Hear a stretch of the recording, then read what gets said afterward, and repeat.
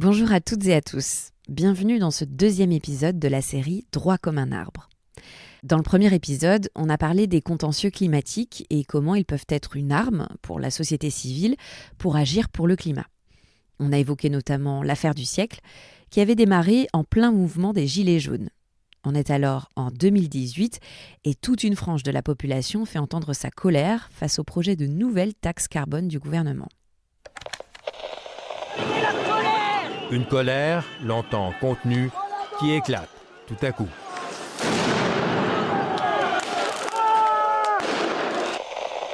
Dès ce matin, une vague de manifestants a envahi la plus belle avenue du monde. Leur objectif, rejoindre la place de la Concorde au plus près du palais présidentiel. Le Premier ministre français a annoncé un moratoire sur la hausse des taxes sur le carburant afin d'apaiser la colère des Gilets jaunes.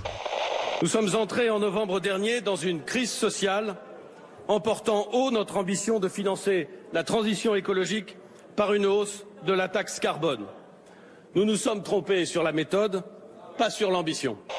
Cette hausse des taxes qui devait entrer en vigueur en janvier est au cœur de la contestation lancée il y a 3 semaines par des blocages routiers, des dépôts de carburant et des manifestations.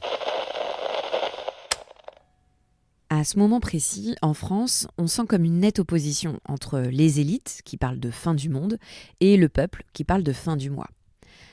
Or, c'est là qu'intervient la notion de justice environnementale. C'est comment réconcilier justement fin du monde et fin du mois, et se donner les moyens d'une transition juste à tous les niveaux.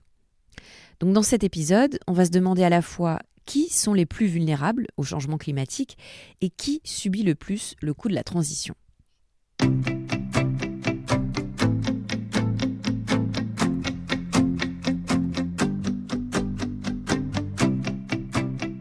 Épisode 2, justice sociale et justice fiscale, sur qui pèse la transition ?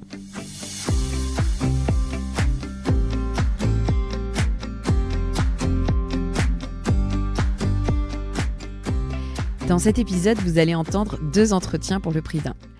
J'ai d'abord échangé avec Anne-Laure Bossier.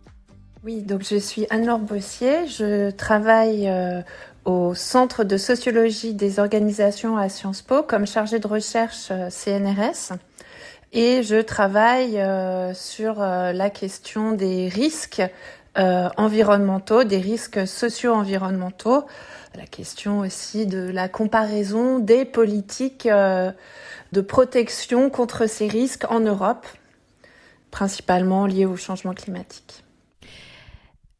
Moi, je voudrais d'abord commencer par vous poser cette question. On entend partout que les populations les plus pauvres sont les plus touchées par le changement climatique. Est-ce que c'est toujours le cas ? Est-ce que c'est juste de dire ça ? C'est vrai que c'est une affirmation qu'on voit beaucoup non seulement dans les débats du grand public, mais aussi dans la littérature académique, où on se rend compte que quand on réfléchit à la vulnérabilité, on pense souvent à la vulnérabilité sociale et à la vulnérabilité économique. Et c'est précisément cette question que nous-mêmes, dans notre recherche, l'on a lancée en 2023, donc à Sciences Po, avec d'autres collègues de Sciences Po, Tom Chevalier, Bruno Palier, Matteo Mandelli, qui sont au Centre d'études européennes et de politique comparée. On s'est demandé qui supporte le coût du changement climatique et le coût des politiques climatiques. Et donc, un de nos résultats principaux, c'était que les plus impactés ne sont pas forcément les plus pauvres, mais sont aussi beaucoup les petites classes moyennes. Voilà, les personnes qui sont en tout cas juste au-dessus, c'est-à-dire qui se situent dans des déciles de revenus 2, 3, 4, des petites classes moyennes souvent rurales et périurbaines qui apparaissent très touchées à la fois par le changement climatique lui-même, mais aussi par les politiques que l'on met en place pour lutter contre le changement climatique. Concrètement, on parle de quel profil économique ? On parle de personnes qui gagnent un peu au-dessus du SMIC, qui gagnent entre 1500 et 2500 euros par mois, qui sont pas les plus pauvres, mais qui ont des difficultés à boucler les fins de mois,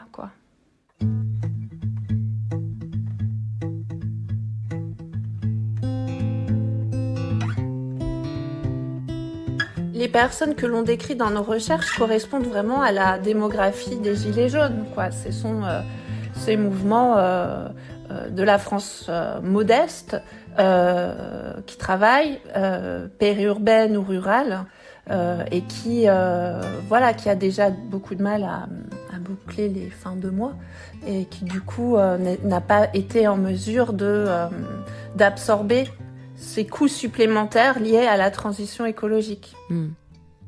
Mais donc, on parle de personnes vulnérables au changement climatique ou aux politiques d'adaptation ?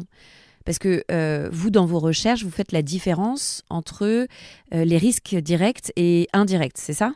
Oui, donc nous, lorsqu'on réfléchit donc aux risques liés au changement climatique, donc on appelle ces risques des risques socio-écologiques, parce que c'est des risques qui sont à la fois sociaux et écologiques. On distingue 2 grands blocs de risques. Les risques directs, donc c'est des risques d'inondation, sécheresse, vagues de chaleur, feux de forêt par exemple. Donc c'est des risques qui sont directement liés au changement climatique. Et c'est des risques qui vont avoir des conséquences sociales importantes. Donc des pertes de logement, perte de capital, ce qui est souvent ce à quoi on pense le plus, quoi, une inondation qui va détruire votre maison avec les problématiques d'assurance. Mais il y a d'autres types d'impacts. Vous pouvez perdre votre emploi, vous pouvez avoir des infrastructures publiques qui sont détruites, vous pouvez avoir des risques pour votre santé ou des risques de mortalité. Et c'est aussi des risques, ces risques directs, qui vont appauvrir durablement certains territoires et renforcer les inégalités territoriales sur le long terme et sur le moyen terme. Par exemple, une inondation, ça va entraîner une perte durable de la valeur de l'immobilier, une précarité accrue des personnes qui ont été touchées et plus largement du développement économique de la région qui a été touchée. Et ça, vous avez plusieurs travaux d'économie qui montrent que à l'échelle de 10 ans ou 20 ans, les régions ces territoires touchés vont pas retrouver le dynamisme économique initial. Ensuite, le deuxième bloc de risques que l'on distingue, c'est les risques indirects. Donc, c'est ceux qui sont produits par les politiques même que l'on met en place pour freiner ou pour atténuer le changement climatique.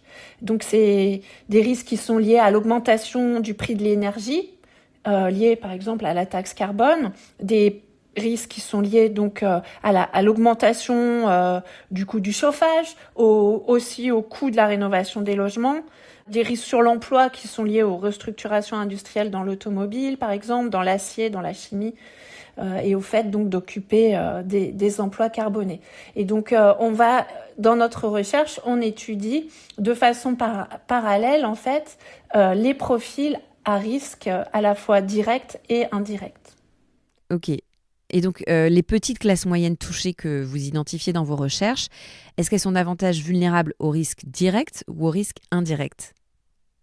Eh bien, les deux, en fait. Ce qu'on montre, c'est que ces petites classes moyennes, mais aussi rurales et périurbaines, puisque le territoire est aussi très important, déclarent plus souvent avoir été touchées par une catastrophe naturelle ou par un événement climatique extrême.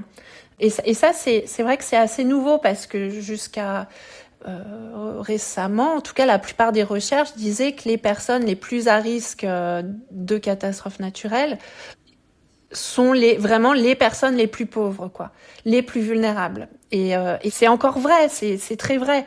Mais de plus en plus, ces petites classes moyennes sont touchées aussi parce que la nature du risque environnemental change lui-même et que finalement touche davantage de monde, quoi. Et donc les personnes qui ont les moins de ressources pour absorber ce risque et pour se reconstruire après vont être très touchées, quoi. Et pareil, du point de vue des risques indirects, les petites classes moyennes, donc qui typiquement vivent dans un territoire rural, qui sont extrêmement dépendantes à leur voiture pour se déplacer, qui ont très peu de services publics, qui travaillent dans un secteur carboné, qui sont souvent très spécialisés aussi dans leur industrie, donc qui auront plus de difficultés à se reconvertir, sont particulièrement à risque donc des politiques de lutte contre le changement climatique.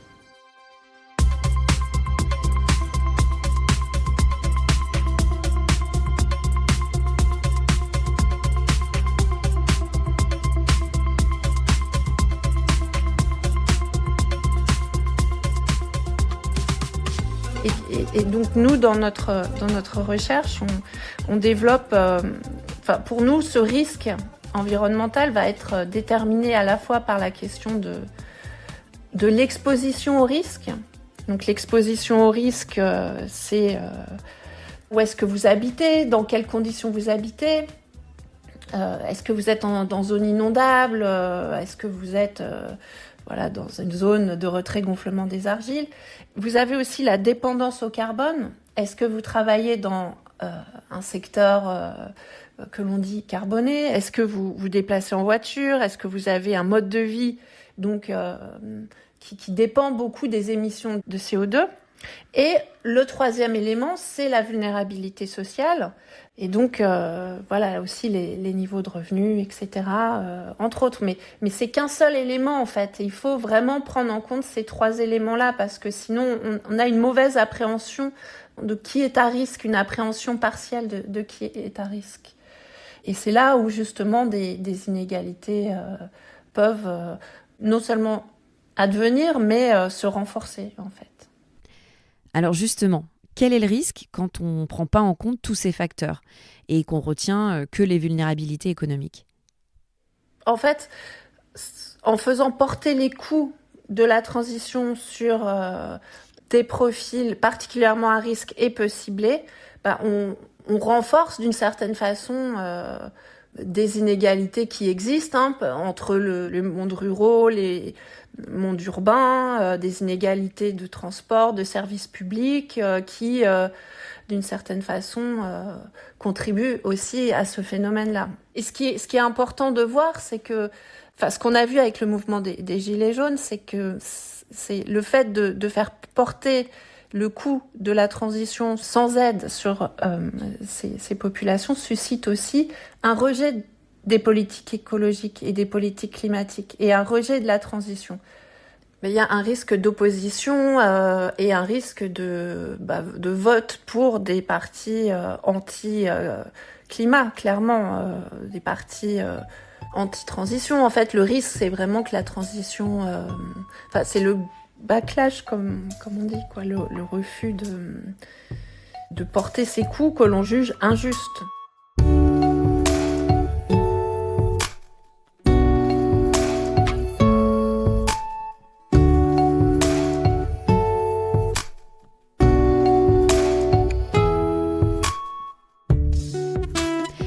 Pour aller un peu plus loin sur cette question, c'est-à-dire sur qui pèse le coût de la transition, j'ai échangé aussi avec Elsa Bischoff. Elle est doctorante en droit fiscal à l'Université Côte d'Azur et ses recherches portent sur les interactions entre fiscalité, comptabilité écologique et justice fiscale. Là, l'idée, ça va être de parler plus précisément de la fiscalité environnementale, donc les taxes, les impôts, etc., qui sont un moyen utilisé pour financer la transition. Elsa, peut-être qu'on pourrait commencer par définir ce qu'on entend exactement par fiscalité environnementale. Alors, la fiscalité écologique, que moi j'appelle effectivement souvent fiscalité écologique parce que je trouve qu'il y a une intention derrière, mais qui va être la plupart du temps qualifiée de fiscalité environnementale. En fait, justement, l'un des problèmes du droit fiscal de l'environnement, c'est qu'il n'y a pas de définition légale. En fait, il y a plusieurs organismes publics qui ont donné des définitions. Il y a l'OCDE, il y a Eurostat, qui est l'organisme de statistiques de l'Union européenne. Il y a des rapports du Sénat, de l'Assemblée nationale, qui donnent chacune leur définition, mais il n'y en a pas une légale qui permettrait d'avoir systématiquement des statistiques qui soient comparables, qui permettent de voir quelle est l'efficacité de la fiscalité environnementale, puisqu'en fait, en fonction du contour qu'on lui donne, c'est des réalités qui sont très différentes. Pour répondre vraiment à votre question, en fait, il y a deux manières de la définir. Soit on considère que c'est l'assiette, c'est-à-dire qu'on va prendre comme assiette de l'impôt, comme base d'imposition, une activité ou un impact polluant, ou qui a un impact sur l'environnement. Donc ça veut dire qui touche en gros schématiquement à l'une des limites planétaires. Alors ça, c'est les exemples finalement qui sont les plus évidents. Vous allez avoir par exemple des redevance sur les déchets, où vous allez avoir l'écotaxe. Donc l'écotaxe, c'est une somme qui est très minime, que le contribuable paye au moment de l'achat d'un produit, notamment électroménager par exemple, et qui va être dédiée à la filière de recyclage. Mais sauf qu'en fait, c'est une somme qui est très très peu élevée, c'est quelques centimes. Et donc en fait, effectivement, l'assiette, ça va être un objet polluant, mais ça va avoir aucun impact sur le comportement du consommateur puisque en fait la somme est trop peu importante. Donc en fait, la visée, elle va être budgétaire, elle va être de rendement budgétaire et non pas d'incitation. Soit on va considérer que on va plus voir l'objectif et donc ça va être tout dispositif fiscal qui va avoir un impact sur les comportements polluants. Donc c'est un petit peu différent parce qu'on peut très bien avoir une fiscalité qui va avoir comme assiette une activité polluante sans que ça ait aucun impact sur le comportement du contribuable.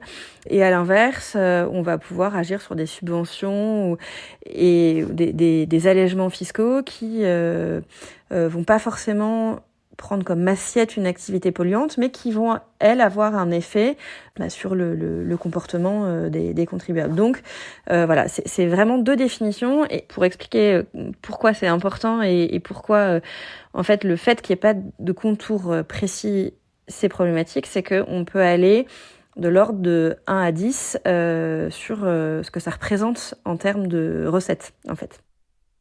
Est-ce qu'on peut dire que cette fiscalité environnementale est juste ? Alors, au même titre que globalement la fiscalité en France, non, la fiscalité environnementale n'est pas juste. Par exemple, la TVA, c'est le prélèvement obligatoire qui rapporte le plus en France.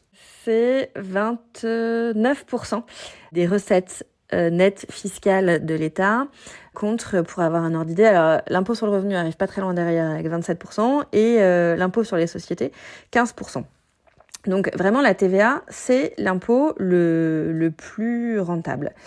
Le problème de cet impôt c'est qu'il touche tout le monde de la même manière, à l'exception de quelques taux réduits, mais enfin globalement que vous soyez au RSA ou que vous fassiez partie des 1% des Français les plus riches, à partir du moment où vous consommez en France un produit sur le territoire français, vous allez payer 20% de TVA. Et donc c'est ça qui est problématique dans la fiscalité telle qu'elle se déploie aujourd'hui.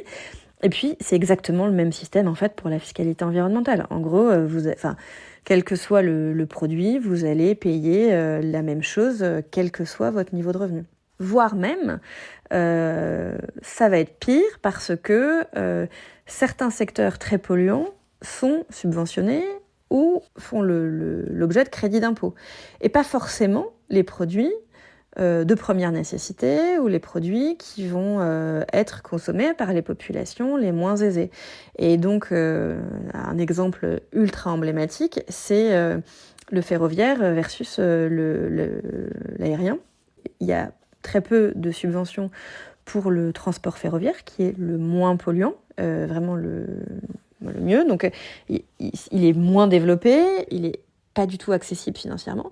Tandis qu'en fait, l'aérien, qui est épouvantable en termes de pollution, lui, en revanche, va être extrêmement subventionné. Et donc, voilà, les populations les plus pauvres se déplacent assez peu en avion finalement. Et donc, elles ne vont pas forcément bénéficier de ces subventions. En fait, il y a l'impôt en soi, qui déjà au départ n'est pas juste, et puis ensuite tous ces mécanismes de niche fiscale, crédit d'impôt, subvention, etc., qui augmentent ces inégalités. Ok, donc la fiscalité environnementale n'est pas juste, mais est-ce qu'elle est efficace ? En fait, toute la fiscalité environnementale dans le monde, globalement, repose sur le principe du pollueur-payeur. En fait, les conventions internationales, la loi française, le traité de fonctionnement de l'Union européenne, enfin, tout ce qui va cadrer au niveau international, européen et national la fiscalité environnementale repose sur le principe du pollueur-payeur. On va parler d'externalité et non pas d'impact. C'est un peu différent idéologiquement, On va parler d'externalité, on va dire, en fait, une entreprise ou un particulier pollue. Et donc, cette externalité, on va venir la taxer. On paye une sorte de permis de polluer. On ne va pas chercher à réduire la consommation, à réduire le comportement polluant. On va chercher simplement à lui adjoindre une taxe. Et donc, ça peut même avoir un effet pervers, c'est-à-dire que l'entreprise ou le particulier qui va régler cette taxe a le sentiment d'avoir payé son dû pour polluer. Il a réglé son permis de polluer. C'est une sorte d'auto-greenwashing, c'est-à-dire que oui, je pollue, mais enfin, j'ai payé ce qu'il fallait pour que derrière, la filière s'organise, pour que le produit que j'ai acheté, l'émission de CO2 que mon comportement a entraîné, en fait, d'une manière ou d'une autre, je m'y attarde pas trop, mais enfin, ce sera compensé. Et donc, on n'agit pas sur la pollution initiale. Et le second problème, c'est que il y a une composante de la fiscalité qui est très importante pour qu'elle soit efficace, c'est son acceptabilité.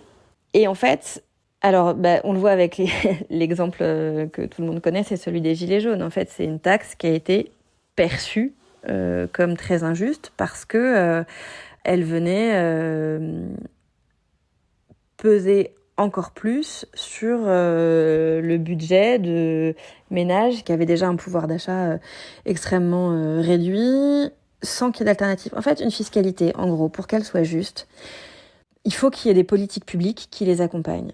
En fait, si vous dites d'un coup, je vais taxer de manière très importante l'essence, le diesel, mais que la population a l'obligation de prendre sa voiture pour aller travailler, ou une entreprise pour fonctionner, pour que ses commerciaux se déplacent, pour toutes les activités qui nécessitent de se déplacer, il n'y a d'efficacité que budgétaire. Si vous voulez qu'il y ait une efficacité comportementale, alors les alternatives doivent avoir été construites en amont.